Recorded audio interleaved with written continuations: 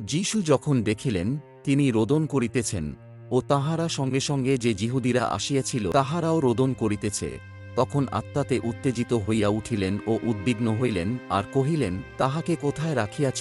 তাহারা কহিলেন, প্রভু, আসিয়া দেখুন। যীশু কাঁদিলেন। তাহাতে যিহুদীরা কহিল, দেখো, ইনি তাহাকে কেমন ভালোবাসিতেন। কিন্তু তাহাদের কেহ কেহ বলিল, এই যে ব্যক্তি অন্ধের চক্ষু খুলিয়া দিয়াছেন, ইনি কি উহার মৃত্যুও নিবারণ করিতে পারিতেন না? তাহাতে যীশু পুনর্বার অন্তরে উত্তেজিত হইয়া কবরের নিকটে আসিলেন। সেই কবর একটা গহ্বর, এবং তাহার উপরে একখান পাথর ছিল। যীশু বলিলেন, তোমরা পাথরখান সরাইয়া ফেলো। মৃত ব্যক্তির ভগিনী মার্থা তাহাকে কহিলেন, প্রভু, এখন উহাতে দুর্গন্ধ হইয়াছে, কেননা আজ 4 দিন। যীশু তাহাকে কহিলেন, আমি কি তোমাকে বলি নাই যে, যদি বিশ্বাস করো, তবে ঈশ্বরের মহিমা দেখিতে পাইবে? তখন তাহারা পাথরখান সরাইয়া ফেলিল। আমেন।